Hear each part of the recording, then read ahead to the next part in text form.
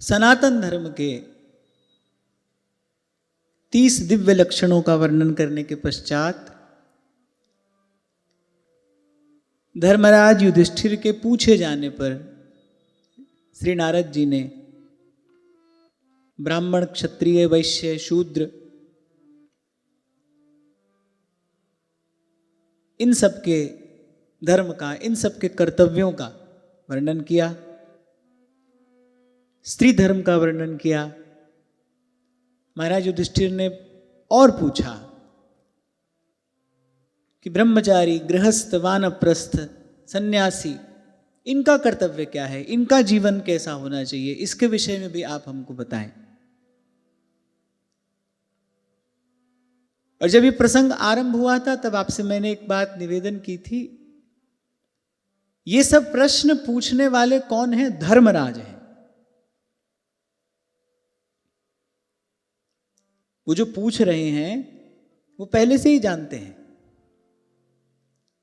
दो बात यहां पर विचारणीय है। एक तो संतजन, गुरुजन, श्रेष्ठजन मिले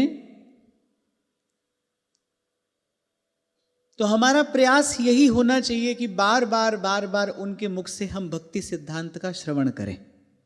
भले हम वो जानते हों, भले हम स्वयं सुपठित हों, खूब स्वाध्याय हमने किया हो, उस सिद्धांत से हमारा परिचय हो, पर फिर भी संत गुरुजन मिले तो उनके मुख से श्रवण करना चाहिए। श्रवण की महिमा है, श्रवण मंगलम। और प्रजा के सामने भी आदर्श उपस्थित करने के लिए महाराज युधिष्ठिर ने यह सब प्रश्न किया। ब्राह्मण, क्षत्रिय, वैश्य, शूद्र इन सब के कर्तव्यों का निरूपण श्री नारद जी ने किया। स्त्री धर्म क्या है यह बताया। फिर महाराज युधिष्ठिर ने पूछा कि ब्रह्मचारी, गृहस्थ, वानप्रस्थ, सन्यासी इनका जीवन कैसा होना चाहिए, क्योंकि आप धर्म का मर्म जानने वाले हैं। गहनो धर्मणा गति, और इस विषय में नैको ऋषिर यस्य मतम प्रमाणम, धर्मस्य तत्वम निहितम गुहायाम, महाजनो येन गतः सपंथाः। कोई महज्जन मिले उससे पूछना चाहिए, उसके चरणों में अत्यंत विनीत होकर ये जिज्ञासा रखनी चाहिए। वही कार्य धर्मराज स्वयं कर रहे हैं। बार बार इस सिद्धांत का हमको दर्शन होगा कि महत् पुरुषों का आचरण ही उनका उपदेश होता है। वो अलग से कोई उपदेश नहीं करते, उनका आचरण ही उनका उपदेश है। और जो वस्तुतः महापुरुष हैं, जिनके भीतर आचरण करने की सामर्थ्य है, वो केवल आचरण ही करके दिखाते हैं।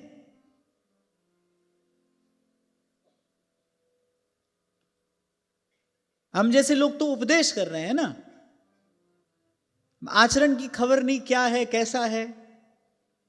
पर जो वस्तुतः महापुरुष हैं वो बहुत अधिक कहते नहीं, करके दिखाते हैं, आचरण करके दिखाते हैं। उनका आचरण ही उनका उपदेश है। और ये बात तो हमने भी अपने जीवन में खूब अनुभव की, आपने भी अवश्य की होगी कि जो वस्तुतः परिवर्तन आता है वो केवल कोरी बात सुनकर नहीं आता, वो वस्तुतः किसी के आचरण से ही आता है। सामर्थ्य जो है वो आचरण में ही है। इसलिए कबीर कहते हैं कि करनी करे सो पूत हमारो, और कथनी कथे सो नाती। जो केवल मेरा कहा कह रहा है वो बोले वो तो हमसे बहुत दूर है। करनी करे सो पूत हमारो, और कथनी कथे सो नाती। रहनी रहे सो गुरु हमारो, रहनी के हम साथी। धर्मराज आदर्श आचरण कर रहे हैं। स्वयं धर्मराज है, धर्म का मर्म जानने वाले हैं। और मैं तो कहूंगा धर्म ग्रंथ के रचयिता ही वही हैं। धर्म की पुस्तक उन्होंने ही लिखी है, धर्मराज हैं वो। फिर भी नारद जी सामने हैं। दो बात है, एक तो भले हम कितना भी जानते हो, पर यदि गुरुजन सामने हो तो भक्ति सिद्धांत उनसे श्रवण करना चाहिए। और दूसरी बात, जो सुख है सत्संग में सो वैकुंठ ना होए। एक प्रश्न पूरा हुआ, महाराज युधिष्ठिर को लोभ है, थोड़ी देर और रुक जाए नारद जी। अब ऐसे तो वो रुकते नहीं, नारद जी ऐसे तो कहीं रुकते नहीं।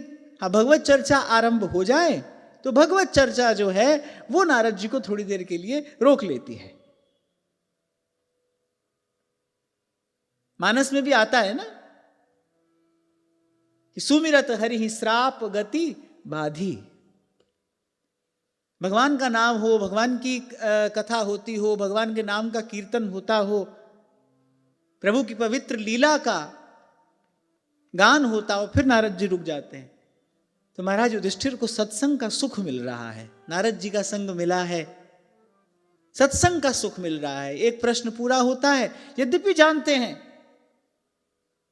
जानते हैं कि ब्राह्मण क्षत्रिय वैश्य शूद्र इनका कर्तव्य क्या है। अरे वो तो आदर्श राजा हैं, चक्रवर्ती सम्राट हैं, धर्मराज हैं, सब जानते हैं। पर इसी बहाने नारद जी रुक जाएंगे, थोड़ी चर्चा होती रहेगी, फिर कथा में से कोई और कथा निकल आती है। प्रसंग सुनाते सुनाते क्या होता है, एक प्रसंग कोई सुनाना आरंभ करता है, फिर वहां से कोई दूसरा प्रसंग निकल आता है। जैसे गंगा जी कितनी छोटी सी धारा से गोमुख से निकलती हैं, फिर कितनी विशाल हो जाती है, कितनी धाराओं में आगे बढ़ती हैं। ऐसे ही भगवत कथा है, भगवत चर्चा है। तो महाराज युधिष्ठिर को सत्संग का सुख प्राप्त हो रहा है, इसीलिए एक प्रश्न का उत्तर मिल जाता है, फिर एक और प्रश्न पूछते हैं। ये सब हो गया, फिर कहा कि अच्छा अब ब्रह्मचारी का धर्म क्या है, गृहस्थ को कैसा जीवन जीना चाहिए, एक वानप्रस्थी का कर्तव्य क्या है, सन्यासी का जीवन कितना पवित्र होना चाहिए, उसकी जीवन शैली कैसी होनी चाहिए। फिर नारद जी ने थोड़ा थोड़ा इस सब का वर्णन किया, ब्रह्मचारी का जीवन कैसा हो, वानप्रस्थी कैसा हो। फिर जब श्री नारद जी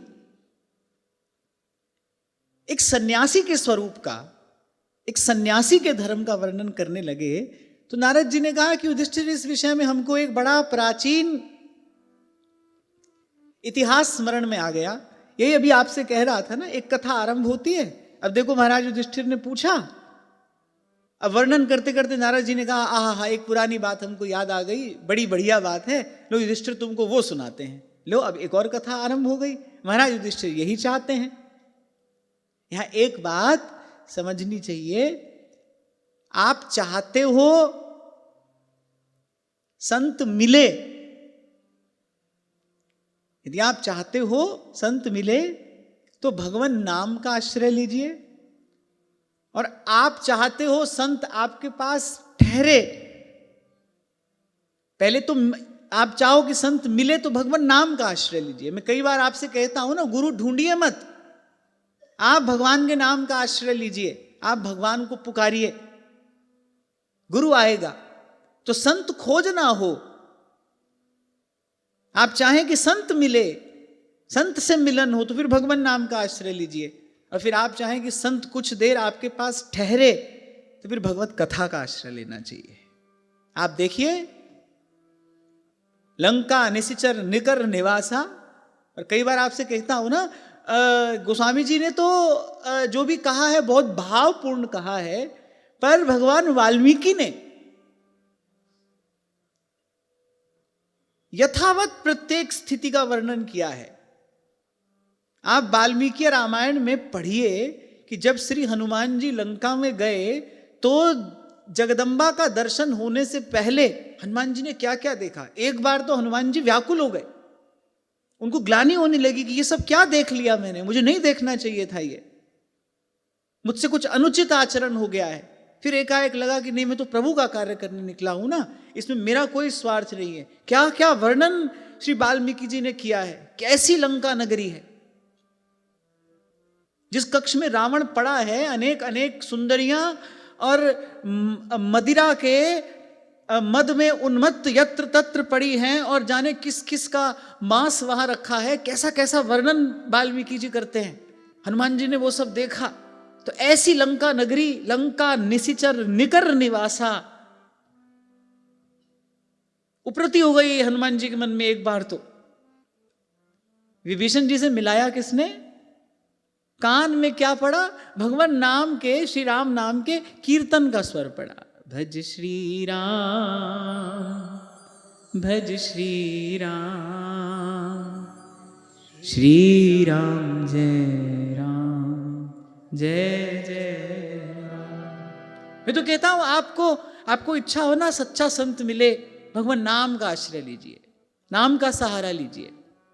नाम में आपकी प्रीति, नाम में आपकी निष्ठा बढ़े, उसी से आकर्षित होकर कोई आएगा। पहले तो कान में क्या पड़ा? राम नाम पड़ा। हनुमान जी उस दिशा में गए, यहां कहां सज्जन करीवासा, भाई यहां भी कोई महात्मा रहता है, रह सकता है? कहा ऐसी लंका, क्योंकि उससे पहले हनुमान जी बहुत कुछ देखाए थे। ऐसी लंका, लंका निशिचर निकर निवासा। हनुमान जी आश्चर्य में पड़े, यहां कहां कोई संत रह सकता है, यहां कहां सज्जन करीवासा। अच्छा, वो स्वर का अन्वेषण करते हुए उस दिशा में जब आगे बढ़े, आहा, फिर विभीषण जी की कुटिया देखी। नव तुलसी का वृंद तहां शोभा बरनी न जाए। फिर देखा बड़ा सुंदर आंगन है। नव तुलसी का वृंद तहां, हरी हरी नई नई तुलसी कि पौधों के समूह हैं उस आंगन में। दिव्य सुवास प्रस्फुटित वहां पर हो रही है। और रामायुध अंकित गृह, श्री भगवान के आयुध जो हैं वो विभीषण जी के घर की दीवार पर अंकित हैं। माने विभीषण जी ये बता रहे हैं कि केवल मैं ही वैष्णव नहीं हूं, मेरा घर भी वैष्णव है। वैष्णव के स्वरूप का दर्शन ऐसे ही तो होता है ना, ऐसी पहचाना जाता है कोई वैष्णव। गले में कंठी है, माथे पर ऊर्ध्वपुंड है, पता चल जाता है भाई वैष्णव है। तो विभीषण जी कह रहे हैं कि हमारा घर भी वैष्णव है।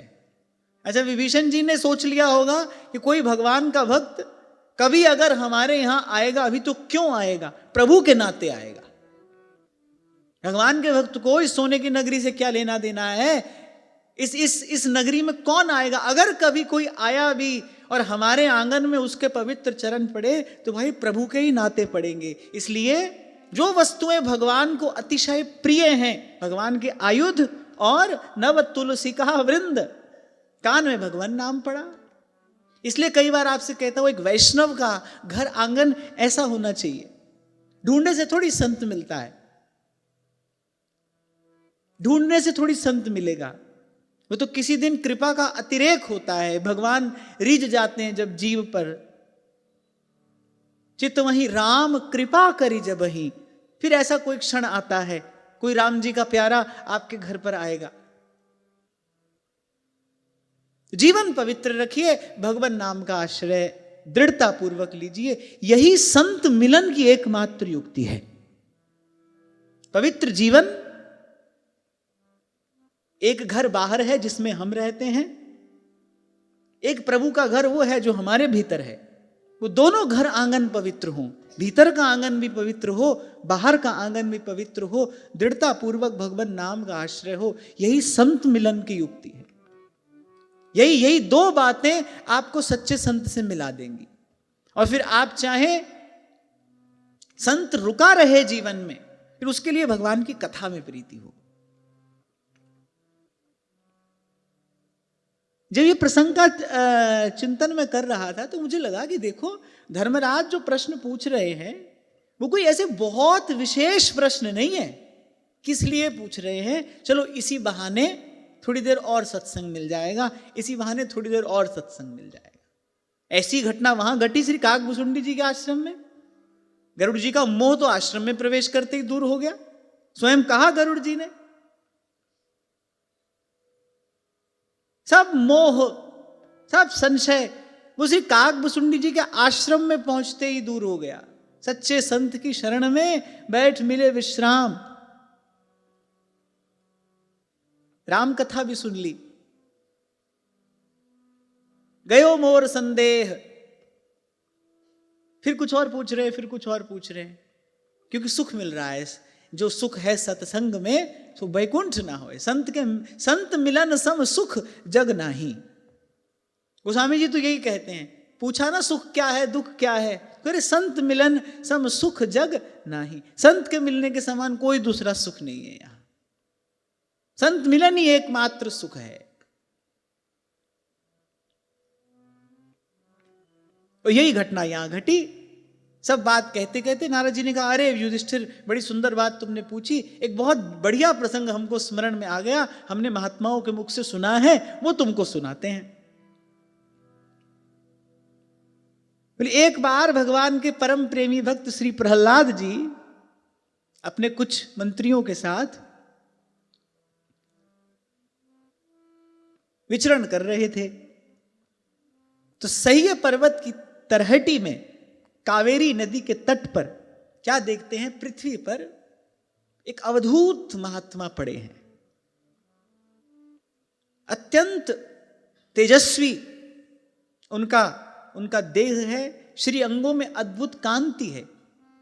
यद्यपि वो धूल धूसरित है, धूल से ढक गई है, पर फिर भी जैसे जौहरी होता है ना, वो खान में धूल से ढका हुआ पत्थर भी पहचान लेता है। जब रत्न खान में होता है ना, तो अन्य पत्थरों के समान ही होता है। जब खनन का कार्य किया जाता है किसी खान में, रत्नों की खान में जब खनन का कार्य किया जाता है, तो कुछ जौहरी वहां पर खड़े किए जाते हैं, उनकी दृष्टि पड़ती है, वो चुनते हैं पत्थर। तो यद्यपि धूल धूसरित पड़े हैं वहां कावेरी नदी के तट पर, लेकिन तेजस्वी शरीर है, श्री अंगों से एक निर्मल कांति प्रस्फुटित हो रही है। प्रहलाद जी पहचान गए। अब उनको देखकर कोई पहचान नहीं सकता है कि कौन है। वर्णाश्रम का कोई भी चिन्ह उनके देह पर दृष्टिगोचर नहीं होता है। कोई यज्ञोपवीत नहीं है, कोई शिखा नहीं है, मस्तक पर कोई तिलक नहीं है।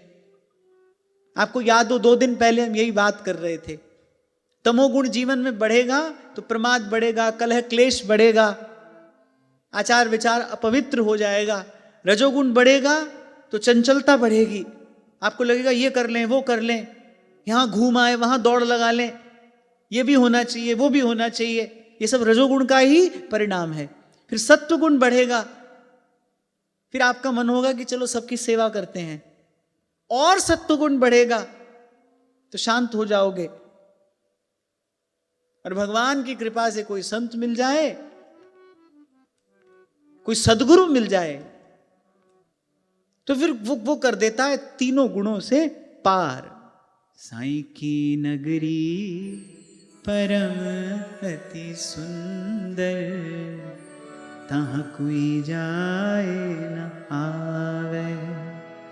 चांद सूरज जहाँ पौन न पानी, को संदेश पहुँचा।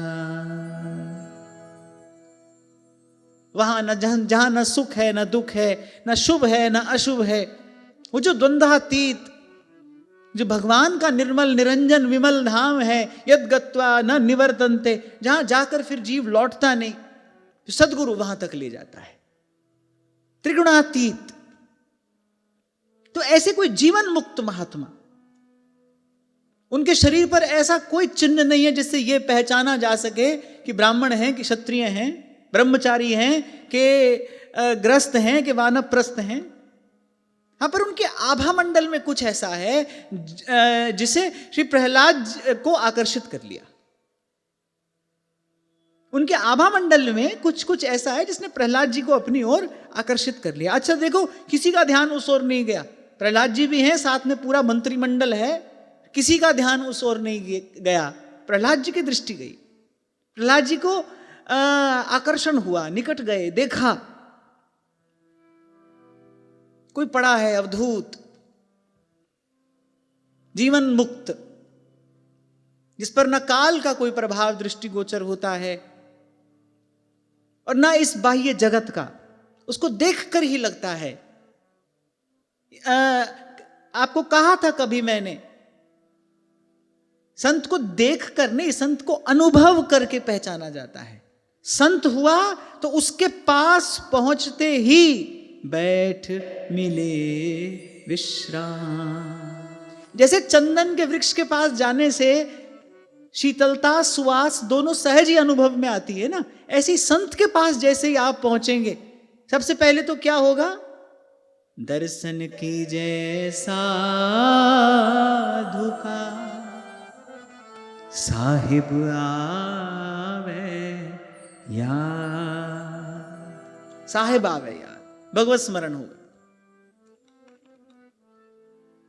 थकी हुई चेतना को विश्राम का अनुभव होता है, जैसे चैन मिल जाता है ना किसी को, सूरज की गर्मी से तपते हुए तन को मिल जाए तरुवर की छाया, ऐसा ये संत दर्शन का प्रसाद है। बाकी तो भाई देश भेष से तो संत पहचाना नहीं जाता, वहां तो भूल हो सकती है, हुई ही है। जगदम्बा जानकी से भूल हो गई। केवल भेष देखें, केवल देश देखें, केवल बाह्य लक्षण चिन्ह यदि देखें, फिर तो भूल हो सकती है। और मैं बार बार आपको स्मरण दिलाने का प्रयास करता हूं कि शास्त्र में जहां जहां संत की बात हुई है, जहां जहां साधु की बात हुई है, वहां वेश आदि की बात ना हो के स्वभाव की बात हुई है, सद्गुण की चर्चा हुई है। नरसिंह मेहता कहते हैं ना, जिसके हृदय में दया है, जो पीर पराई जाने रे, जो निष्काम है पर दुखे उपकार करे, सोई मन अभिमान न आने रे, जो कर्तापन से मुक्त है, वही संत है, वही साधु है। कल ही हम बात कर रहे थे, जो समत्व को उपलब्ध हुआ है, उसी के पास जाकर मन शांत होगा। जिसके भीतर आप ही राग द्वेष की अग्नि जल रही है, उसके पास बैठकर शीतलता मिलेगी कि ताप मिलेगा? अग्नि कहीं भी जलती हो, घर में जलती हो या श्मशान में जलती हो, पर उसके पास बैठने वाले को तो ताप ही मिलता है ना। ऐसा थोड़ी कि गंगा किनारे कोई अग्नि जलाकर बैठेगा तो वहां अग्नि शीतलता देने लगेगी। अग्नि का अपना स्वभाव है। ऐसे ही जिसके भीतर काम क्रोध की, जिसके भीतर राग द्वेष की, जिसके भीतर ईर्ष्या मात्सर्य की अग्नि जल रही है, उसके पास बैठकर कैसे शीतलता मिलेगी, कैसे विश्राम मिलेगा? तभी भगवत रसिक देव कहते, इतने गुण जामे सो संत, भगवत रसिक तासु की संगति, तीनों ताप नसावन। श्री स्वामी रामसुख दास जी महाराज ये बात कहा करते थे। बाबा महाराज श्री का वाक्य है कि एक वीत राग महात्मा ही वस्तुतः समाज का, राष्ट्र का कल्याण करा सकता है। कैसे?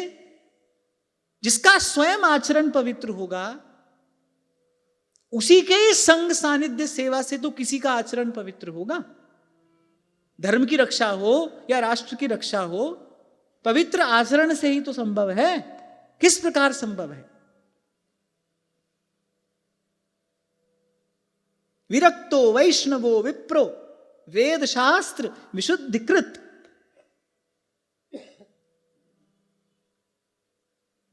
अनुभव किया जाता है संत, और संत है लाख प्रयास कर ले चंदन का वृक्ष कि भाई इसको खुशबू दूं, इसको न दूं, पर ऐसा होता नहीं। उसकी खुशबू सभी को आती है, सुवास प्रस्फुटित होती है। ऐसे ही जो सच्चा संत है, दर्शन कीजिए साधु का, साहेब आवे याद। सच्चे संत की शरण में बैठ मिले विश्राम। पथ में प्रगटे सत गुरु, हस्त पकड़ कर आप, ताप तप्त को शांत कर, दिया नाम का जाप। आप भजन के अतिरिक्त कुछ और करता होगा तो भाई जो पीछे आएगा उसको भी लगाएगा। जो आप केवल भजन करता होगा वही तो दूसरे को केवल भजन में लगाएगा।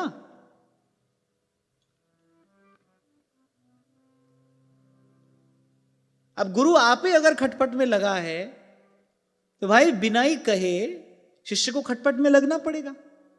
वो सबसे मुक्त होकर भजन में लगा है, तभी तो किसी को भजन में लगाएगा। आप जपे और नाम जपावे। व्यास जी कहते हैं ना, साधु सोई जो हरि जपावे, साधु सोई जो साधु सिवावे।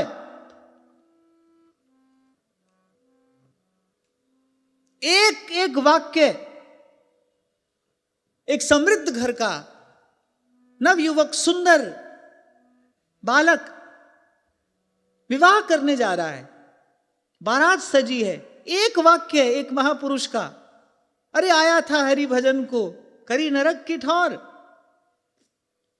कुछ होगा ना उस संत की वाणी में, कोई बल, कोई शक्ति, कोई सामर्थ्य होगी ना उसके शब्दों में। साधु हो गया। शुक संप्रदाय के महान संत हुए, बड़ी सुंदर उनकी वाणी है। एक एक शब्द सुना, इसीलिए गोस्वामी जी कहते हैं महामोहतम पुंज जासु वचन रवि करहि निकल। इसलिए कहा जाता है आप मत ढूंढिए संत को, अपने मन बुद्धि से जो आकलन किया जाएगा उसमें भूल हो सकती है, हो ही जाती है। दीक्षा निवेदन पत्र आता है ना, कभी कभी ऐसी बात पढ़ने को मिलती है, प्रसन्नता होती है पढ़कर। पूछा जाता है ना इससे पूर्व का आध्यात्मिक जीवन, फिर कभी कोई लिख देता है कि अरे जब तक गुरु ही नहीं मिला तो कैसा आध्यात्मिक जीवन। बिल्कुल सही बात है, ऐसा ही तो है। उससे पहले तो व्यक्ति अपना मनमाना आचरण करता है, कभी ठीक करता है कभी गलत करता है, ऐसे ही करता है। यात्रा तो गुरु के मिलने के बाद ही आरंभ होती है। प्रहलाद जी पहचान गए, अरे कोई जीवन मुक्त है ये। बिना ही परिचय पूछे श्री प्रहलाद जी ने चरण स्पर्श किए, प्रणाम किया। हम तो पहले देखते हैं, पूछते हैं, हमारे तो बताने में भी यही आता है अरे बहुत बड़े संत हैं। मैं सोचता हूं कि अगर कोई बड़ा है फिर कोई छोटा भी होता होगा। कहते हैं ना अरे वो बहुत बड़े संत हैं। अगर आप कहते हैं कोई बहुत बड़े संत हैं फिर कोई बहुत छोटे भी होते होंगे। मुझे ऐसे लगता है जो बड़े छोटे से पार हो गया है वही संत है। वस्तुतः ये हमारी भेद बुद्धि है। हम अभी बड़े छोटे में पड़े हैं ना, इसलिए हमको संत भी बड़ा छोटा लगता है। वो बड़े संत हैं, वो छोटे संत हैं। संत तो संत होता है। जैसे आपको कई बार एक उदाहरण देता हूं ना, सालीग्राम की बटिया, वो चने के दाने जितनी हो तो भी नारायण है, विशाल शिला हो तो भी नारायण है, तो नारायण है। ऐसे ही संत है, जो ना छोटा है ना बड़ा है, और तभी संत है। पर ये हमारी भेद बुद्धि है। हम अपनी बुद्धि से आकलन करते हैं ना, इसीलिए आपको भी कह रहा था कि अपनी बुद्धि से गुरु का परीक्षण नहीं किया जाता, अपनी बुद्धि से संत का परीक्षण नहीं किया जाता। अरे श्री भक्तमाल जी की टीका करने वाले श्री प्रियादास जी महाराज ये बात कहते हैं कि ते गाऊं राम कृष्ण नहीं पाऊं भक्त दाऊ। बोले भगवान की लीला तो मैं गा सकता हूं, भक्त की लीला समझ में नहीं आती। भक्तों का आचरण विचित्र होता है। न जानीते लोकम न च निगम जातम कुल परंपराम वानो जानत्य न सताम चापि चरितम रसम राधायामा भजति किल भावम ब्रजमणौ रहस्य तद्यस्य स्थितिरपि न साधारण गति। पता नहीं वो बाहर से क्या करता दिखाई पड़े और पता नहीं भीतर से क्या कर रहा हो। जिसको भजन का मूल्य पता चल गया, अरे वो तो लाख लाख प्रयास करेगा अपनी वास्तविक स्थिति को छिपाने का। वो जो वस्तु उसको प्राप्त हुई है वो ये जानता है ना ये मूल्यवान नहीं है, अमूल्य है। वो तो लाख लाख प्रयास करेगा उसको छिपाने का, दुराने का। बालवत आचरण करेगा, बच्चे के जैसा। इसीलिए कहा मत संगस्तु दुर्लभ हो, फिर कहा अगम्य हो। मिल भी जाए तो बोले तुम पहचानोगे कैसे? तुम्हारे सामने भी आकर खड़ा हो जाए कोई जीवन मुक्त महापुरुष, तुम पहचानोगे कैसे? क्योंकि जो व्यवहार में लगी बुद्धि है वो तो अपने स्तर से उसका आकलन करेगी। जैसे बढ़िया सूट बूट पहने आदमी आए तो हम कहते बड़ा आदमी है। नितांत अपवित्र भले उसका आचरण हो, है अरे बहुत बड़े आदमी है, बढ़िया गाड़ी से उतरे हैं, देखो कितने बड़े घर में रहते हैं, बढ़िया सूट बूट पहना है, बहुत बड़े आदमी है। हमारी बुद्धि ऐसी है, व्यवहारिक बुद्धि ऐसी है तो आ भी जाए तो पहचानेंगे कैसे? महत संगस्तु दुर्लभ हो, अमोघ कहने से पहले बीच में कह रहे हैं अगम्यो, पहचानने में नहीं आता है वो, लाख प्रयास करके अपने आप को छिपाएगा, अपनी महिमा प्रकट नहीं होने देगा। इसीलिए ध्रुवदास जी सावधान करते हैं सिद्धांत विचार में। बोले उनकी कभी कोई क्रिया देख के मन में यदि कोई अभाव आया, बोले तुम्हारा सब किया हुआ आचार विचार साधन भजन ये सब शून्य है, बोले तुमने सब अनाचार किया यदि ऐसा किया तो। और महाप्रभु कह रहे हैं रहस्य तद्यस्य स्थितिरपि न साधारण गति, उनकी गति असाधारण होती है।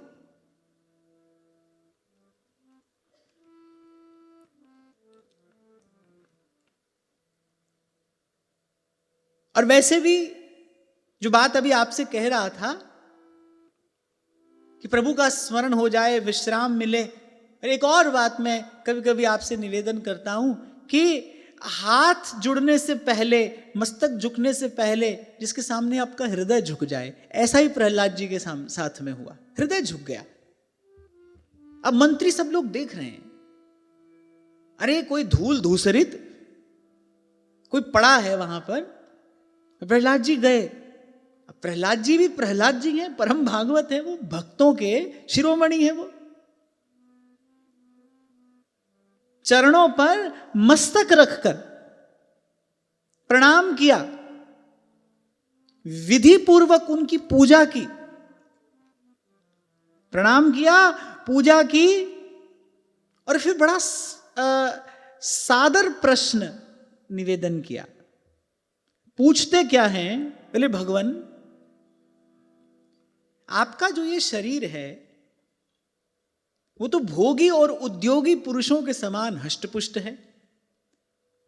प्रहलाद जी ने कहा कि जो परिश्रम करेगा बढ़िया खाएगा,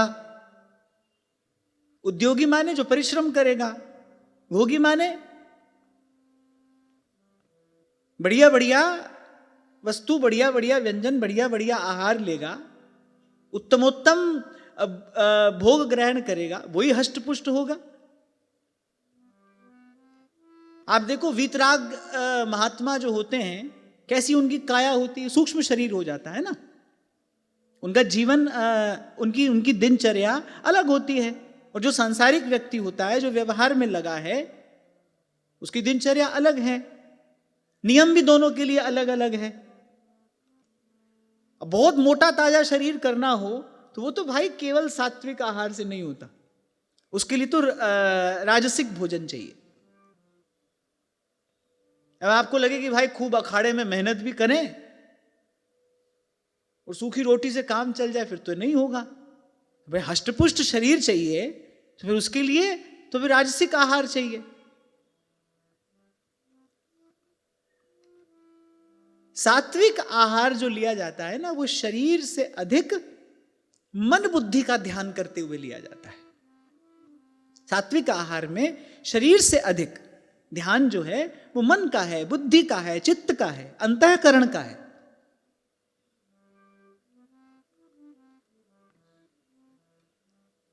जैसे कुछ समय पहले एक घटना घटी थी ना, किसी ने कहा गधी का दूध पियो, बहुत गुण है उसमें। अब वस्तु की दृष्टि से भले हो, लेकिन हमारे यहां कोई भी कार्य जो किया जाता है केवल शरीर के लिए नहीं किया जाता, साथ साथ ये भी देखा जाता है कि शरीर के साथ साथ मन पर इसका क्या प्रभाव पड़ेगा, बुद्धि पर इसका क्या प्रभाव पड़ेगा। अब दूध तो गाय का भी है और भैंस का भी है। गौ दुग्ध का पान करने से शरीर में अत्यंत पवित्र और सकारात्मक परिवर्तन आता है। भाई भैंस का दूध पियो, देखो कितना प्रमाद आलस से बढ़ जाएगा, मोटी बुद्धि होती चली जाएगी। कितना निषेध किया है हमारे यहां पर। अच्छा, वैसे भी स्वास्थ्य की दृष्टि से भी वो बहुत अच्छा नहीं है। भैंस का जो दूध है, उससे बनी कोई भी वस्तु है, वो स्वास्थ्य की दृष्टि से भी बहुत अच्छी नहीं है। जो स्फूर्ति, उत्साह, पवित्रता गौ दुग्ध और उससे बनी वस्तु में है, वो भैंस के दूध में नहीं होती। अब देखो तो दूध ही है, पर उसी गौ के दूध को परम सात्विक माना जाता है। वो जो भैंस का दूध है, अब पता नहीं उसको राजसी कहें कि तामसी कहें, पता नहीं, पर जो प्रमाद उत्पन्न करे,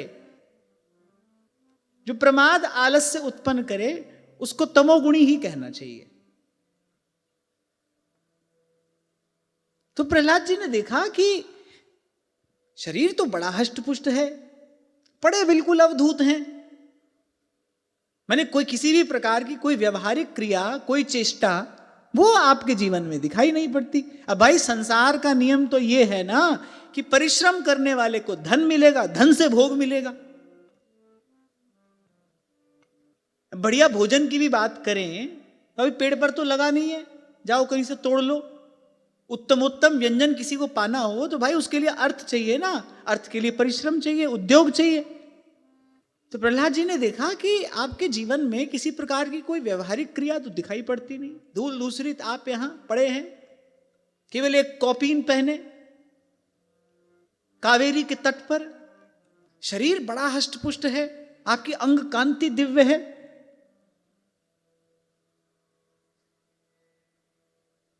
तो प्रहलाद जी ने कहा कि बिना ही भोग के ये आपका जो शरीर है इतना हष्टपुष्ट कैसे है। ये प्रहलाद जी का शिष्टाचार है, प्रश्न कैसे पूछा जाए, कैसे इनका परिचय पूछा जाए। सीधा जाकर नहीं पूछते कौन हो, कैसे प्रश्न पूछा जाए। उनकी प्रशंसा की, दोनों बात कह दी। वो ध्यान से सुनिए प्रहलाद जी की बात, दोनों बात कह दी। लक्षण आपके जीवन मुक्त के हैं, आप अवधूत अवस्था में यहां पर बड़े हैं, किसी भी वर्णाश्रम का कोई चिन्ह आपके इस दिव्य देह पर नहीं है, पर आपकी देह की जो दिव्यता है वो प्रत्यक्ष है। लक्षण आपके बिल्कुल जीवन मुक्त के से हैं। ये जो आपकी देह यष्टि है ये बिल्कुल हष्टपुष्ट है। दो कॉम्प्लीमेंट दे दिए एक बात में।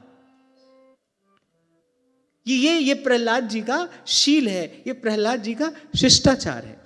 महापुरुषों से कैसे बात करनी चाहिए, महापुरुषों के विषय में यदि कुछ जानना है तो कैसे जानना चाहिए।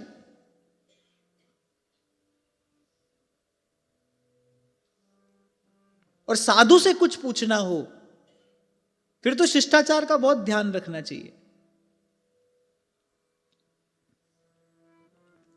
और प्रहलाद जी ने कहा कि समर्थ दिव्य आप हमको दिखाई पड़ रहे हैं, आप में कुछ विशेष सामर्थ्य है, वो आपके आभा मंडल से प्रस्फुटित हो रही है। आपकी जो देह यष्टि है, आपका एक एक अंग आपके भीतर किसी दिव्यतम तत्व के विराजमान होने की सूचना मुझे दे रहा है। प्रहलाद जी ने कहा यदि हमसे कोई भूल ना हो गई हो, यदि किसी भी प्रकार से आप हमको योग्य समझें तो आप हमको अवश्य बताएं। अब देखो कितनी सुंदर रीति से प्रश्न पूछा है, कितनी सुंदरता से प्रश्न पूछा। हमको योग्य समझें, पहले उनका गुण गाया, ये गुण आप में दिखाई पड़ रहे हैं मुझे। अब अगर स्थूल दृष्टि से कोई देखता तो क्या है, धूल में एक नंगा धड़ंग महात्मा पड़ा है, क्यों उसके पास जाए, उसको चरण स्पर्श किया, पूजा की, उनको प्रणाम कर रहे हैं, चक्रवर्ती सम्राट होकर, पृथ्वी के एक छत्र सम्राट हैं, चरणों पर माथा रखकर उनको प्रणाम कर रहे हैं। मंत्री बेचारे देखते रह गए, ये आज महाराज को क्या हो गया, उनको वो दिखाई नहीं पड़ रहा है जो प्रहलाद जी की दृष्टि देख रही है।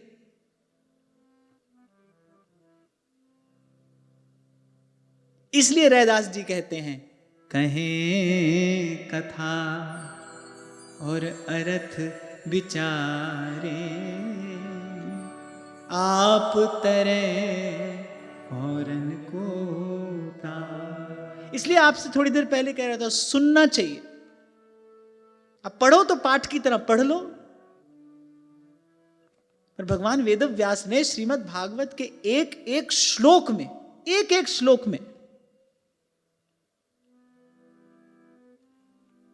अंग्रेजी में एक कहावत है ना, there is a story between the lines. ऐसे एक एक श्लोक में कुछ कुछ रहस्य छिपा कर छोड़ दिया है उन्होंने, कि जो शास्त्र की शरण में आएगा, जो शरणागत होगा श्रीमद् भागवत के, जो श्रीमद् भागवत के द्वार पर भिक्षुक याचक होकर आएगा, विनम्रता पूर्वक याचना करेगा, जैसे प्रहलाद जी कर रहे हैं याचना। आप मुझे योग्य समझें तो अपने विषय में कुछ बताइए। आपकी दिव्यता का परिचय तो मुझे आपके व्यक्तित्व से, आपके आभा मंडल से प्राप्त हो रहा है। आप मुझे योग्य समझते हैं तो आप मुझे कुछ बताइए। अच्छा, गुरुजनों से कैसे प्रश्न पूछना चाहिए, इसका संकेत भगवान ने श्री गीता जी में भी किया है, सर्वत्र किया गया है। प्रश्न कैसे पूछना चाहिए, प्रश्नकर्ता का प्रश्न इतना सुंदर, इतना सुष्ठु, इतना विनम्र होना चाहिए कि वो जो गूढ़ तत्व जानने वाला है उसके हृदय में दया का उद्रेक हो जाए, वो बता दे उसको। श्री प्रबोधानंद सरस्वती पाद से श्री महाप्रभु जी मिलना नहीं चाह रहे थे, कोई विशेष रुचि नहीं थी। क्यों? क्योंकि उनका परिचय यह दिया गया, सन्यासी हैं और अत्यंत विद्वान, प्रकांड पंडित, मानो दूसरी सरस्वती हैं। अब बहुत बुद्धिमान व्यक्ति जो होता है, बहुत विद्वान व्यक्ति जो होता है, अब क्या है ना, किसी भी बात में कुछ तर्क, कुछ वाद, ये स्वभाव होता है। ऐसे बहुत हष्टपुष्ट व्यक्ति होगा तो चलते फिरते किसी को हाथ लगाता चलता है, वो जो शक्ति होती है ना, वो चैन से बैठने नहीं देती। ऐसी विद्या का भी बल होता है, वो चैन से बैठने नहीं देता। अब महाप्रभु लगे हैं, उनका तो जीवन एक काम शामा शाम से, उन्होंने कहा कि कोई आएंगे, अब भाई यत्र तत्र की चर्चा होगी, उसमें हमको कोई रुचि है नहीं, हमको क्या लेना देना है। तो महाप्रभु जी ने पहले कोई विशेष रुचि नहीं दिखाई। बड़ी देर तक सेवा कुंज के द्वार पर श्री प्रबोधानंद सरस्वती पाद करबद्ध खड़े रहे। तब महाप्रभु जी ने कृपा की, भीतर आए, महाप्रभु जी का दर्शन करके, त्वमसि ही हरिवंश श्यामचंद्रस्य वंशः, अष्टक की रचना की। विद्वान तो थे ही, अप्रतिम विद्वान, अद्वितीय।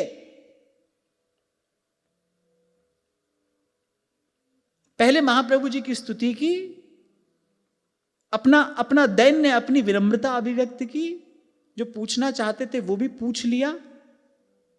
वो इस रीति से उन्होंने अपनी बात कही, महाप्रभु जी के हृदय में वो कृपा का उद्रेक हो गया।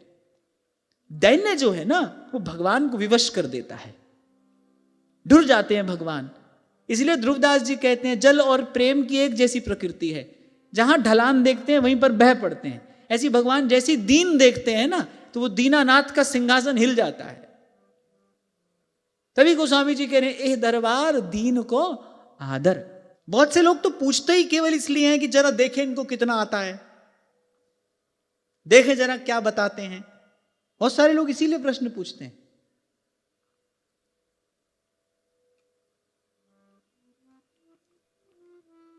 संत महापुरुष मिले तो फिर कैसे पूछें उनसे, जिससे वो अपने हृदय की बात हमको बता दें, वो जो गूढ़ तत्व है उसका उपदेश हमको कर दें। रोज रोज तो मिलना होगा नहीं।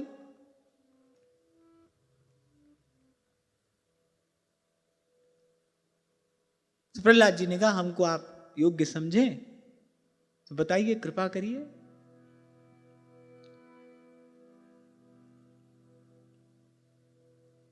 प्रहलाद जी ने एक और बड़ी सुंदर बात की, कवि ही कल्पो निपुण दृक् चित्र प्रिय कथः समः लोकस्य कुर्वतः कर्म शेषे तद्वीक्षिता। आपकी रहनी बड़ी अद्भुत है। कैसे अद्भुत है? सारा संसार करने धरने मरने में लगा हुआ है, और इस अत्यंत विषम संसार के बीच में आप बिल्कुल आनंद से पड़े हुए हैं। और ऐसा भी नहीं कि कुछ जीर्ण शीर्ण जर्जर आपका देह हो, हष्टपुष्ट हैं, देवताओं के जैसी देह यष्टि है आपकी। ऐसा लगता है कि जैसे सब भोग आपको उपलब्ध हैं, कोई उद्योग परिश्रम आपके जीवन में है नहीं। यही इशारा कबीर जी करते हैं, जो सुख पायो राम भजन में सो सुख नाही अमीरी में, मन लागो मेरो यार फकीर। मायाबद्ध जीव इस बात का चिंतन कर ही नहीं पाता, इतना परिश्रम करके भोग सामग्री अर्जित करता है, उस भोग सामग्री के क्षणिक भोग से वो अत्यल्प रस या पोषण जो प्राप्त होता है, पर उसके बदले में कितनी चिंता, भय, उद्वेग। तराजू में अगर तोल कर देखो समझ में आ जाएगा, दुखालयम अशाश्वतम, सुख के रूप में भी वो दुख ही है। कल आपको सुना रहा था ना, श्री स्वामी रामसुखदास जी महाराज कहते थे, हलवाई की दुकान पर कपड़ा कैसे मिलेगा? लिखा है बाहर मिष्ठान भंडार। अब कोई जाकर कहे कि इतना कपड़ा दे दीजिए, मूर्ख ही माना जाएगा ना। यहां तो लिखा है बाहर, संतों ने बोर्ड टांग दिया है, दुखालयम अशाश्वतम, नानक दुखिया सब संसार, जगत में झूठी देखी प्रीत। एक नहीं कितने बोर्ड लगे हैं। हम उसी दुकान पर जाकर कह रहे थोड़ा सुख दे दो, कैसे मिलेगा?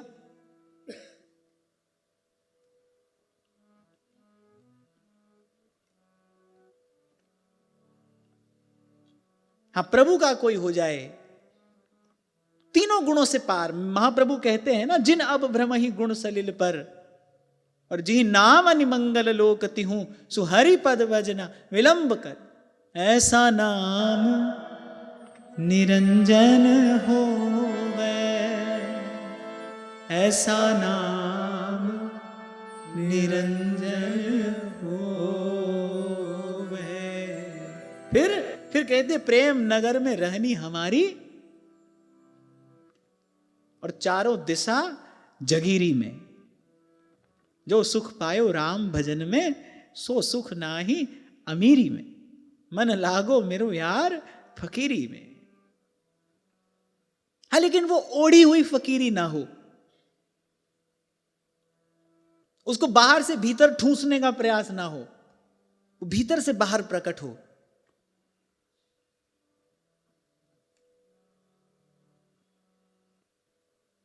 अब वैसे जो वाणी है वहां तो ये लिखा है, हाथ में कुंडी बगल में सोटा,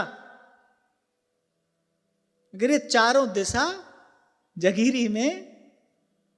कहत कबीर सुनो भाई साधो, साहिब मिले सबूरी में। संतुष्ट, पूर्ण काम, तृप्त, अपने आप में तृप्त।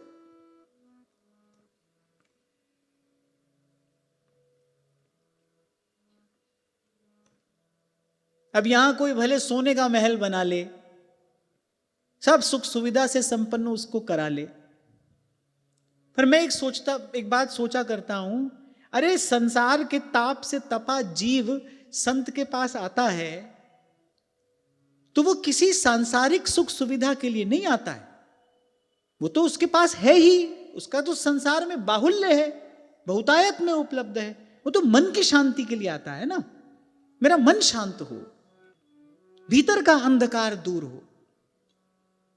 और वो तो किसी ऐसे जीवन मुक्त महापुरुष के सानिध्य में ही संभव है।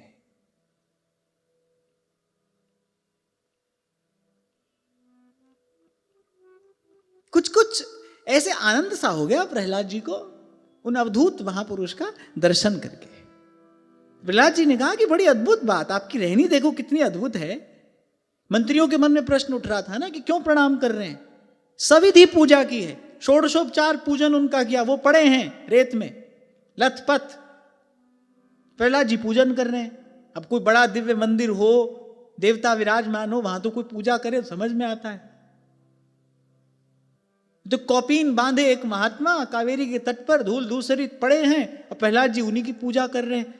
मंत्रियों के मन में ये प्रश्न उठा, क्यों कर रहे हैं ऐसा? प्रहलाद जी ने उत्तर दिया, मंत्रियों को कहा उनसे, इस विषम संसार में किस प्रकार आप समभाव से पड़े हैं।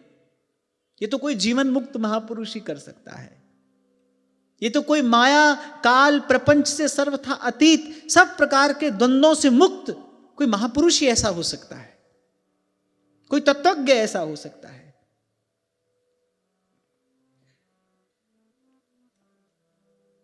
तो नारद जी ने कहा कि धर्मराज, जब प्रहलाद जी ने महामुनि दत्तात्रेय जी से इस प्रकार प्रश्न किया, बोले उनकी अमृत वाणी के वशीभूत हो गए। अब जो अवधूत होते हैं ना, अब ना बोलते हैं ना सुनते हैं। अब बोलेंगे तो बोलेंगे, नहीं बोलेंगे तो नहीं ही बोलेंगे, बोलेंगे तो बोलेंगे, नहीं तो नहीं बोलेंगे। आपको शायद मैंने बताया था कुछ वर्ष पहले ऋषिकेश में एक ऐसे महात्मा का दर्शन हुआ। खंडहर से में रहते थे। अब मैंने वहां किसी से विनम्रता पूर्वक पूछा, भाई कोई संत हो पास में तो हमको बताएं, दर्शन की इच्छा है।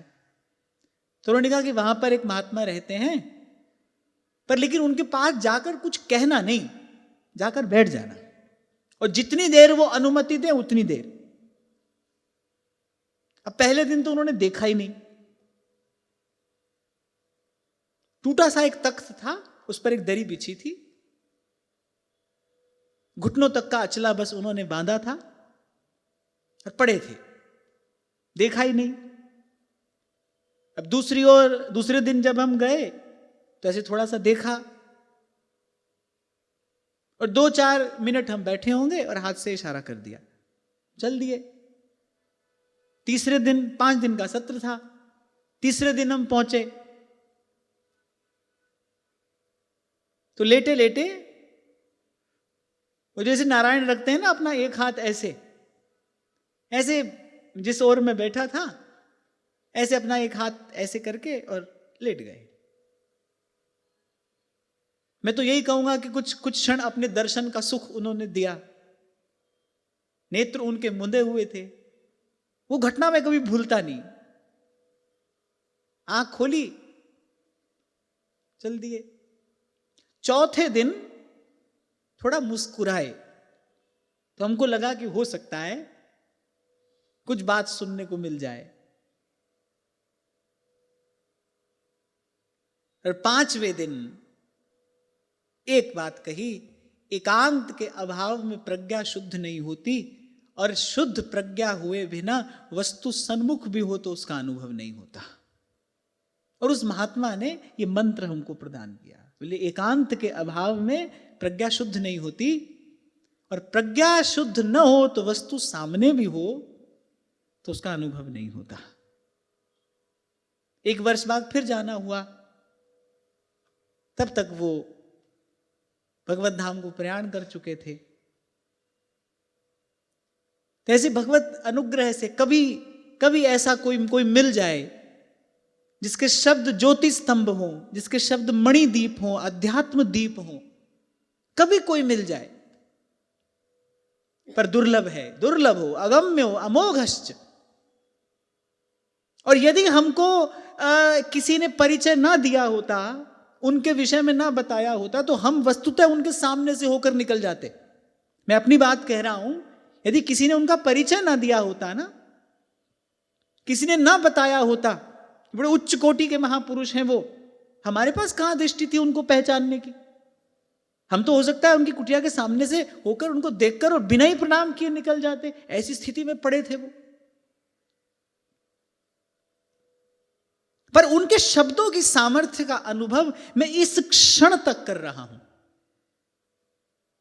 आपके सामने बैठा हूं, उनके उन शब्दों की सामर्थ्य का अनुभव मैं इस क्षण तक करता हूं, और वो शब्द जीवन के अंतिम क्षण तक साथ रहेंगे, पथ प्रशस्त करते हुए, मार्ग प्रशस्त करते हुए। तो प्रहलाद जी की अमृतमयी वाणी वो सुनकर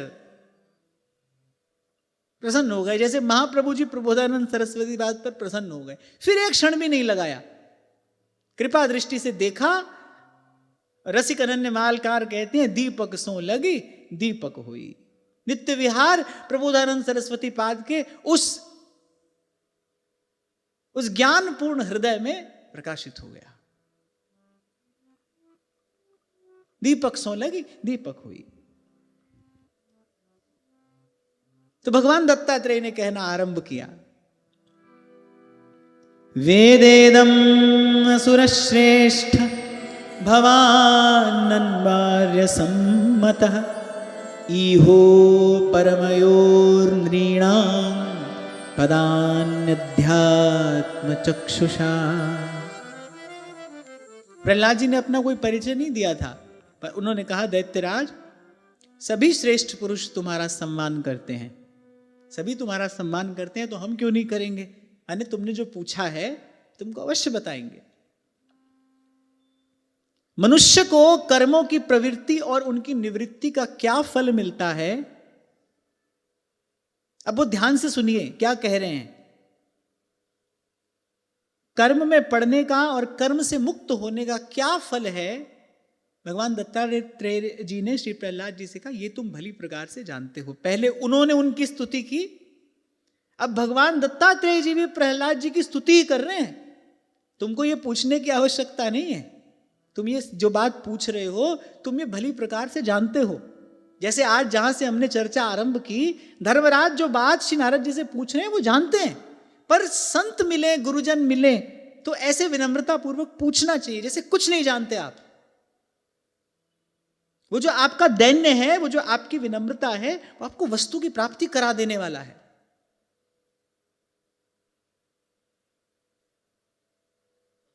यस्य नारायणो देवो भगवान हृद्गतः सदा भक्त्या केवलया ज्ञानं धुनोति ध्वान्तमर्कवत्। मुस्कुराते हुए भगवान दत्तात्रेय कहने लगे, अरे तुम्हारी अनन्य भक्ति से बंधे हुए बोले श्रीमन नारायण सदा तुम्हारे हृदय में विराजमान रहते हैं, और जहां सूर्य हो वहां कहीं अंधकार हो सकता है। जैसे सूर्य अंधकार को नष्ट कर देते हैं, ऐसे ही तुम्हारे हृदय में बैठे नारायण, उन्होंने तुम्हारे अज्ञान को सर्वथा नष्ट कर दिया है। ना तुमको किसी प्रकार का कोई मोह है, ना भ्रम, और ना ही तुम्हारे पूछने योग्य कोई प्रश्न बचा है। मैं देख रहा हूं तुम्हारे हृदय मंदिर में विराजमान श्रीमन नारायण नारायण श्रीमन नारायण नारायण नारायण। और यहां भगवान दत्तात्रेय जी ने एक प्रकार से कह दिया कि आप भी साधु हैं, दर्शन कीजिए साधु का। साहेब आवे याद, तुम्हारा दर्शन करके ही मुझे सहज मधुर स्मृति हो रही है। श्रीमन नारायण नारायण श्रीमन नारायण नारायण नारायण श्रीमन नारायण नारायण श्रीमन नारायण नारायण नारायण श्रीमन नारायण नारायण नारायण श्रीमन नारायण नारायण नारायण श्रीमन नारायण नारायण नारायण श्रीमन नारायण नारायण नारायण भजमन नारायण नारायण भजमन नारायण नारायण नारायण भजमन नारायण नारायण भजमन नारायण नारायण नारायण श्रीमन नारायण नारायण श्रीमन नारायण नारायण नारायण श्रीमन नारायण नारायण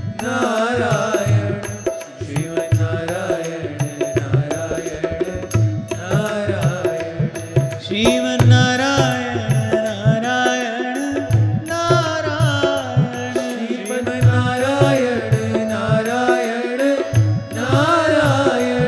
भजमन नारायण नारायण नारायण भजमन नारायण नारायण नारायण लक्ष्मी नारायण नारायण लक्ष्मी नारायण नारायण नारायण लक्ष्मी नारायण नारायण लक्ष्मी नारायण नारायण नारायण श्रीमन नारायण नारायण श्रीमन नारायण नारायण नारायण श्रीमन नारायण नारायण श्रीमन नारायण नारायण नारायण भजमन नारायण नारायण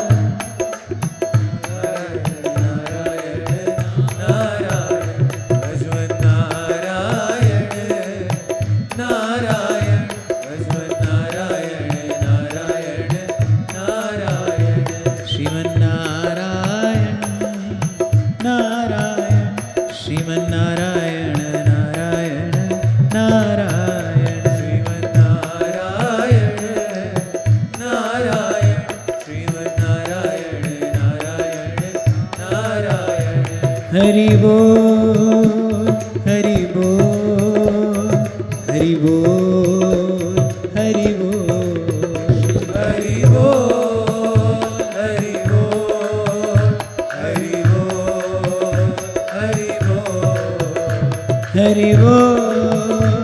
हरि बोल, हरि बोल, हरि बोल, हरि बोल, हरि बोल, हरि बोल, हरि बोल, हरि बोल, श्री हरि बोल, हरि बोल, हरि बोल, हरि बोल, हरि बोल, हरि बोल, हरि बोल, हरि बोल, हरि बोल, हरि बोल, हरि बोल, हरि बोल, हरि बोल, हरि बोल, हरि बोल, श्री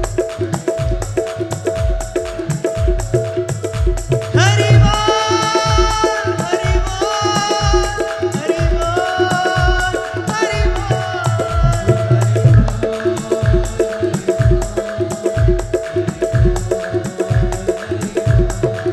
श्री हरि बोल, हरि बोल, हरि बोल, हरि बोल, हरि बोल, हरि बोल, हरि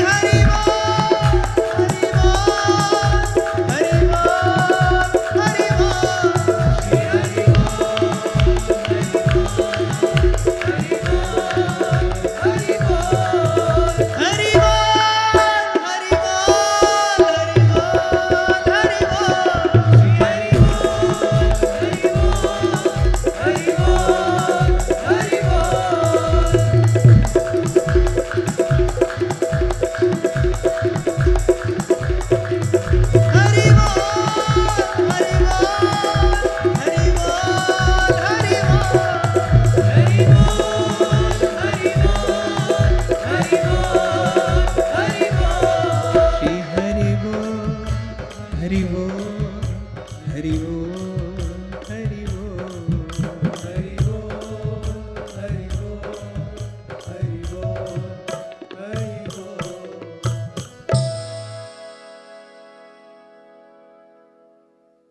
अथापि ब्रूमहे प्रश्नांस्तव राजन् यथा श्रुतम् संभावनीयो हि भवानात्मनः शुद्धिमिच्छता।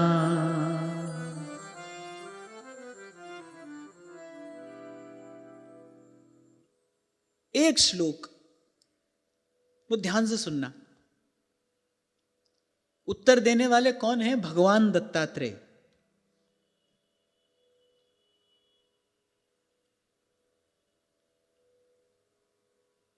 ब्रह्मा हरिहर वही भगवान दत्तात्रेय के रूप में विराजमान है। वो साक्षात त्रिमूर्ति हैं, दत्त भगवान। वो उत्तर दे रहे हैं। तो पहले तो कहते हैं कि जैसा कुछ मैंने जाना है उसके अनुसार तुम्हारे प्रश्न का उत्तर देता हूं। यद्यपि वो सर्वज्ञ हैं, पर फिर भी कहते हैं जितना जानता हूं उतना उत्तर देता हूं। क्योंकि इदम इत्थम कही जाए न सोई। जो वस्तुतः जानता है ना, उसको कभी लगता ही नहीं कि मैं जानता हूं। जैसे आपसे उस दिन कह रहा था ना, प्रेमी को कभी लगता ही नहीं कि मैं प्रेम करता हूं। उसको तो अपने भीतर प्रेम का सर्वथा अभाव ही दिखाई पड़ता है। ये प्रेम की बड़ी विचित्र लीला है। प्रेमी को कभी नहीं लगता कि मैं प्रेमी हूं। वो तो अपने आप को सर्वथा नीरस शुष्क ही देखता है, प्रेम की याचना में ही लगा रहता है। ऐसे ही जो वस्तुतः जानता है वो कभी नहीं कहेगा कि हां मैं जानता हूं। तो जो घोषणा करने वाला मिले ना संसार में, मैं सब जानता हूं, मैंने वो कुछ नहीं जानता।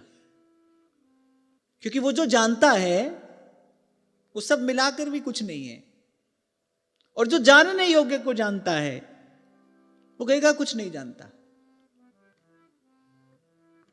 प्रथम यथामति प्रणऊ श्री वृंदावन अतिरम्य, महाप्रभु कहते हैं। ये किसकी वाणी है? प्रकट प्रेम। कह रहे प्रथम यथामति प्रणऊ, तेरो रूप कहत नहीं आवे, जय श्री हित हरिवंश कछुक जस गावे। तेरो रूप कहत नहीं आवे।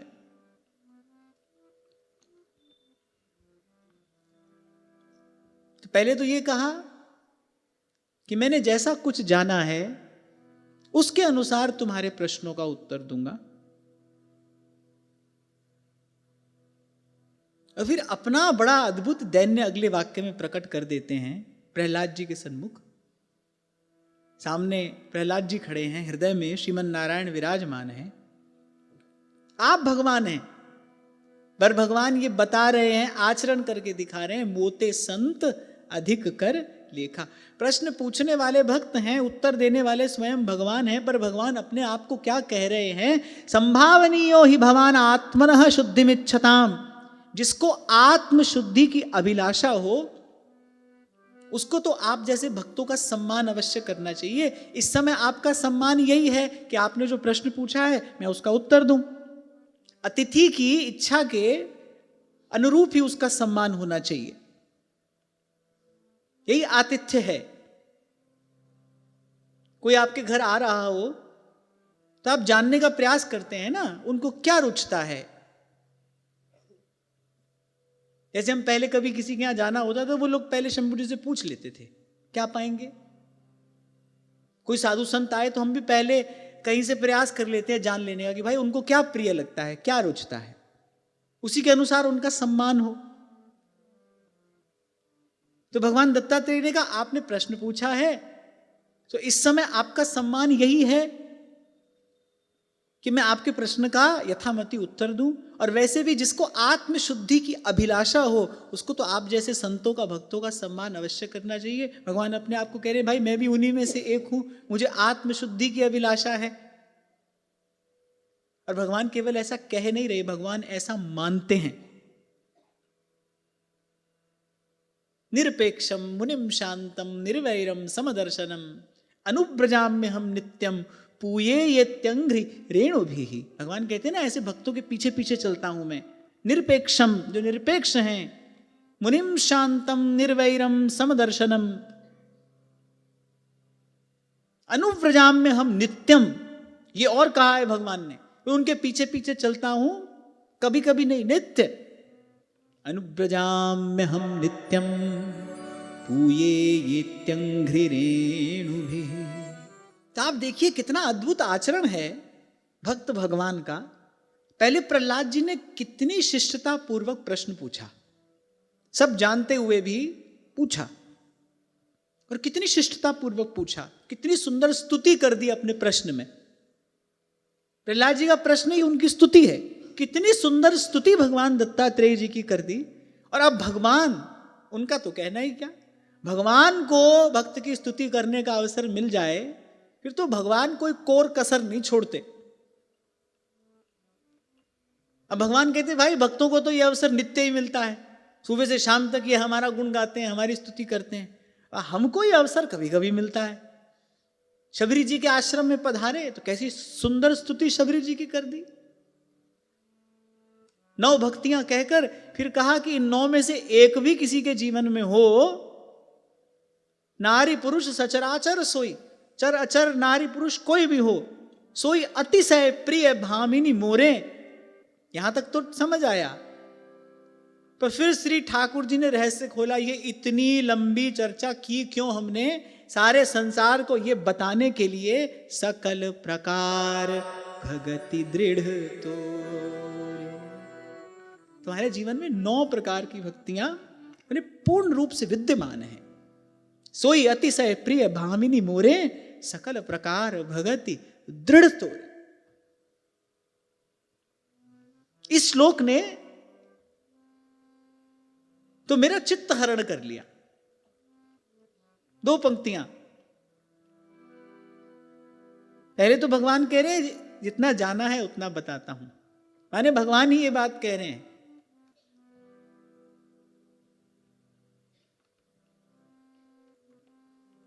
कि कोई भी ये कहे कि मैं जान गया हूं तो वो भूल में ही है। कोई उतना ही जानता है जितना प्रभु उसको जनाना चाहते हैं। और फिर हंसते हंसते श्री काकभुसुंडी जी ने कहा गरुड़ जी से, बोले आपको भी असल में यही लगा होगा कि हम तो जान गए। अरे सदा ही संग रहते हैं, सदा ही पास रहते हैं, साथ रहते हैं, स्वयं आप ज्ञान स्वरूप हैं, पर शायद प्रभु ने आपको ये बताया राम कृपा बिनु सुनु खगराई, जानी न जाय राम प्रभुताई, राम कृपा। जैसे जैसे आप सुनते जाएं, स्वाध्याय करते जाएं, वैसे वैसे ये बोध प्रगाढ़ होना चाहिए कि हम कुछ नहीं जानते। लेकिन इससे विपरीत घटना घटती है। हमको लगता है इतना सुन लिया, बहुत पढ़ लिया, ये भी जानते हैं वो भी जानते हैं, माने उल्टी दिशा में जा रहे हैं। अगर सही जाए तो फिर तो अध्ययन चिंतन मनन के पश्चात ये बोध प्रगाढ़ होना चाहिए कि भाई कुछ भी नहीं जानते, हम नहीं जानते कुछ। भगवान ने दिव्य दृष्टि दी, अर्जुन पर कृपा की, वो विराट स्वरूप देखा। अरे अर्जुन को लगा क्या ही सोच रहा था मैं, कृपा की भगवान ने।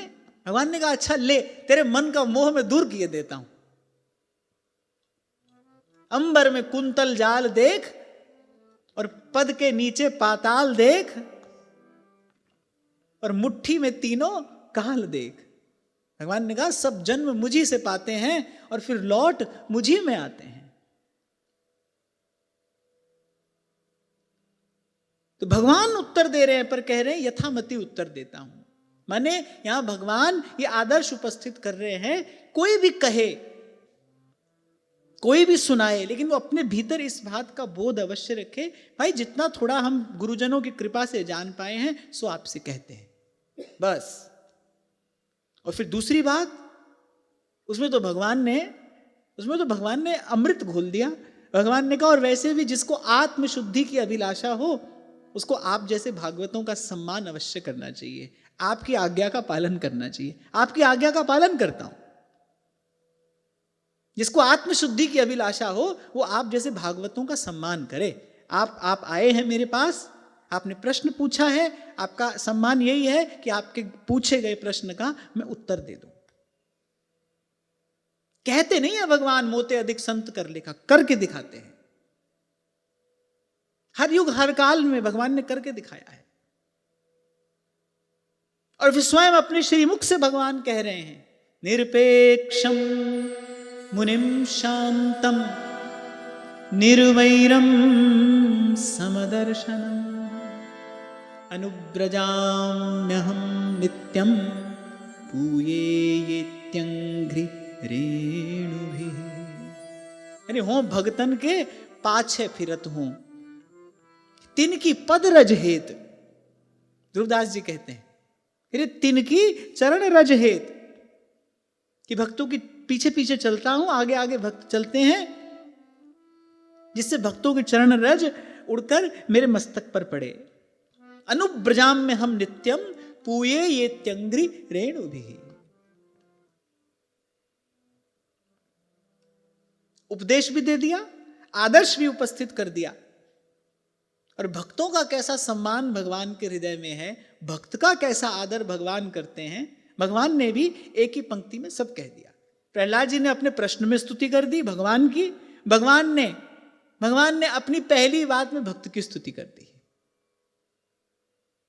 और एक उपदेश आपको हमको भगवान ने प्रदान कर दिया, जिसको भी अंतःकरण की शुद्धि की इच्छा हो जो चित्त शुद्धि रूपी परम सिद्धि का लाभ करना चाहता हो, उसको श्री प्रहलाद जी जैसे भक्तों का चरित्र श्रवण, कथन, कीर्तन, चिंतन, मनन करते रहना चाहिए। अंतःकरण की शुद्धि का यही उपाय है, भक्त चरित्र। आपसे शायद पहले भी मैंने कहा था, भगवान का चरित्र, भगवत लीला श्रवण करने से भगवान के स्वरूप की प्रतीति होती है। भक्त चरित्र श्रवण करने से भगवान में प्रीति होती है, प्रेम होता है, आत्मीयता होती है, अपनापन होता है भक्त चरित्र श्रवण करने से। और वैसे भी मेरे गोस्वामी जी कहते हैं, तुलसी पूजे एक के और दो पूजे जाएं, जिनके हिय में बसत हैं तीन लोक के नाथ।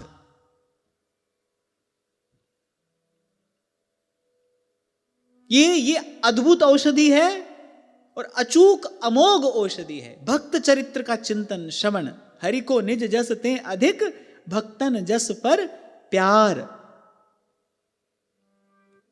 आप नित्य भक्त नामावली में पढ़ते हैं, रामानंद अंगद शोभु, हरि व्यास और छीत, एक एक के नाम सो सब जग होत पुनीत।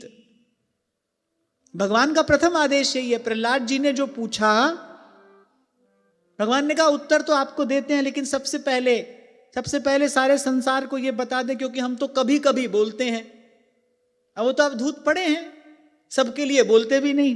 ये तो आप आए हैं तो कभी कभी बोलते हैं। अब जब बोल ही रहे हैं तो जो सबसे काम की बात है वो सबसे पहले बता दें कि आत्मशुद्धि के अभिलाषियों को, जो चाहते हो कि हमारा मन शुद्ध हो जाए, हमारा मन निर्मल हो जाए, मैंने उनको तो तुम्हारा सम्मान अवश्य करना चाहिए। और किसी का वास्तविक सम्मान क्या होता है? आज्ञा सम न सुसाहिब सेवा। गोस्वामी जी कहते हैं किसी का वास्तविक सम्मान क्या है, और उसमें भी मैं कहूंगा गुरुजनों का वास्तविक सम्मान क्या है। गुरु की आज्ञा का पालन ही उसका वास्तविक सम्मान है, यही उसका श्रेष्ठतम आदर है। तो भगवान दत्तात्रेय ने कहा, जो चाहता हो अंतःकरण की शुद्धि, उसको तो आपका सम्मान अवश्य करना चाहिए। अब प्रहलाद जी का सम्मान क्या है? गत सत्र में जो हमने चर्चा की, आपको मैंने कहा था ना, जैसे एक शांडिल्य भक्ति सूत्र है, एक नारद भक्ति सूत्र है, ये जो श्रीमद् भागवत के कुछ अध्याय हैं, ये प्रहलाद भक्ति सूत्र है। शुद्धा भक्ति, रागानुगा भक्ति, प्रेम लक्षणा भक्ति का पूर्ण स्वरूप श्री प्रहलाद जी ने कह दिया है। भक्त कैसा होना चाहिए, कैसी उसकी शारीरिक चेष्टा हो, कहां उसके मन की गति हो, चित्त का लय कहां होना चाहिए, कैसा उसका अंतःकरण हो, किस प्रकार सूक्ष्म अहम सर्वथा सब कामनाओं के लेश से शून्य केवल प्रभु की चाह रखता हो, केवल प्रभु को चाहता हो। कल जब मैं ये बात कह रहा था तो कुछ लोग थोड़े चकित हो गए जब मैंने कहा कि मैं तो अभी ये नहीं कह सकता कि हमको केवल भगवान चाहिए, क्योंकि ये बात तो प्रहलाद जी ने कही है कि प्रभु आपके अतिरिक्त और कुछ नहीं चाहिए। हम अभी ये बात नहीं कह सकते। अरे लोकोत्तर भोग सामग्री की क्या बात कहें, अभी तो इस लोक में जो सब है वही हमने नहीं देखा। पता नहीं देखने पर क्या मन की गति हो। अभी यहां बैठे बैठे कह दें, अब पास में कुछ हो ही नहीं, व्यक्ति कहे नहीं हमको तो कुछ नहीं चाहिए। अरे जब वस्तु सामने आए, शास्त्र में धीर पुरुष किसको कहा गया है? शास्त्र में धीर पुरुष उसको कहा गया है कि विकार की सामग्री और भोगने की सामर्थ्य,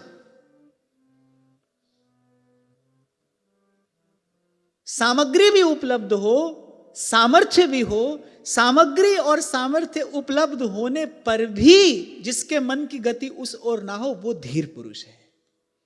उसको धैर्यवान कहना चाहिए। नगर से बाहर, अरे मानस के चिंतक विचारक तो ये यहां तक कहते हैं, राज्य का त्याग श्री रघुनाथ जी ने नहीं किया। श्री रघुनाथ जी को तो राज्य मिला ही नहीं था। अभी राज्याभिषेक हुआ कहां था? उससे पहले ही पिता की आज्ञा हो गई, तो फिर त्याग कैसे हुआ? त्याग तो प्राप्त वस्तु का होता है ना, जो वस्तु अपनी हो उसका त्याग होता है। अभी तो राज्य मिलने की बात हुई थी, राज्य मिला नहीं था। तो जो मानस के चिंतक हैं वो ये कहते हैं कि श्री राम ने राज्य का त्याग नहीं किया, राज्य का त्याग तो भरत जी ने किया। और कैसे राज्य का त्याग? अवधराज सुरराज सिंहाही, कह रहे दशरथ धन सुनी धनद लजाही।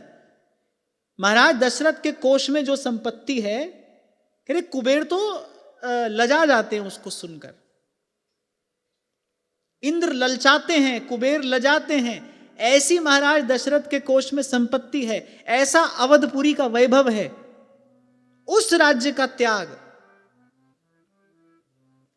राम जी ने नहीं, भरत जी ने किया। और वे जो भावुक भक्त हैं, जिनका भगवान पर अधिकार है, वो तो यहां तक कहते हैं, बोले रघुनाथ जी की तो खूब सेवा होती रही। जब तक नींद नहीं आ जाती थी तब तक श्री लखनलाल जी चरण संवाहन करते रहते थे, आज्ञा पालन को सदा तत्पर खड़े रहते थे। रघुनाथ जी की तो खूब सेवा हुई। फिर हनुमान जी जैसे सेवक मिल गए, वो तो प्रभु को कहने तक का भी अवसर नहीं देते थे, उससे पहले ही सब कार्य पूर्ण हो जाता था। बोले अगर तपस्या की तो वहां अवधपुरी से बाहर कैसे फूस की कुटिया बनाकर भरत जी रहते हैं। इसीलिए गोस्वामी जी कहते हैं, सिया राम प्रेम पीयूष पूरन, होत जन्म न भरत को, मुनि मन अगम जम नियम समदम, विषम व्रत आचरत को, सिया राम प्रेम पीयूष पूर। तो हम कहते थे हमने सब छोड़ दिया, मिला ही क्या है जो छोड़ा? ये टूटा फूटा संसार का सामान, ईंट पत्थर, हमको मिला क्या है? प्रहलाद जी कह सकते हैं, त्रिभुवन का स्वामी है उनका पिता, त्रिलोकी का ऐश्वर्य, जिस सिंहासन पर हिरण्यकश्यप बैठा है, त्रिलोकी का आधिपत्य है उसके पास में।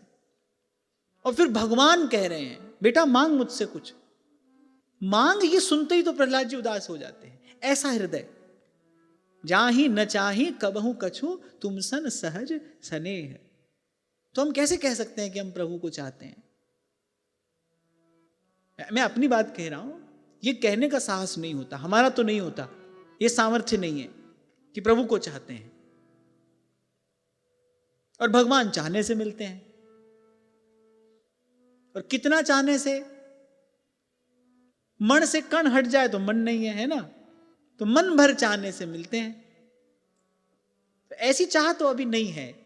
हां, फिर कहकर मैं वाणी को विराम देता हूं कि सत्संग की कृपा से, संतों गुरुजनों की कृपा से ऐसी चाह हमको मिले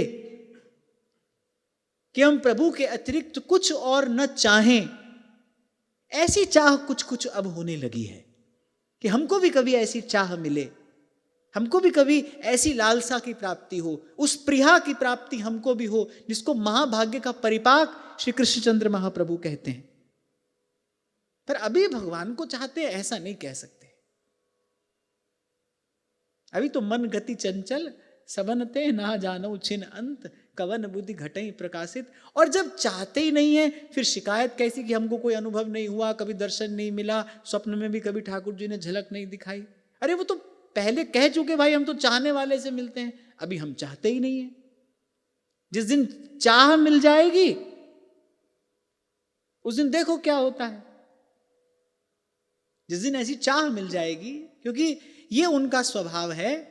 सज्जन व्यक्ति भी भूखे को भोजन से और प्यासे को जल से वंचित नहीं रखता, तो जिसके हृदय में लालसा होगी उसको भगवान कैसे वंचित रखेंगे।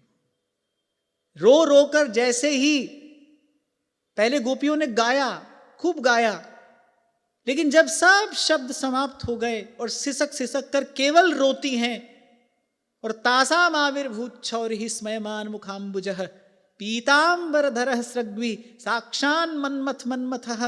नट नागर प्रकट हो जाते हैं। उससे पहले बस एक बात श्री सुखदेव जी महाराज कह रहे हैं, रुरुदुः सुस्वरम राजन कृष्ण दर्शन लालसा। तो हम तो यही कहें कि ऐसी चाह हमको मिले, ऐसी इच्छा हमारे हृदय में उद्भूत हो, प्रभु के अतिरिक्त और कुछ न चाहें।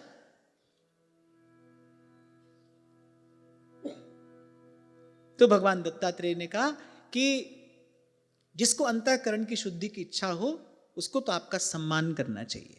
उपदेश दिया है भगवान ने, ये जीव समुदाय के लिए दत्त भगवान का उपदेश है कि जो चाहे उसका अंतःकरण शुद्ध हो, उसको किसी और क्रिया में, किसी और साधन में मन देने की आवश्यकता नहीं है। गह भक्तन पद ऊट, हरि कृपालु सब पाछली, छमी है तेरी खूट।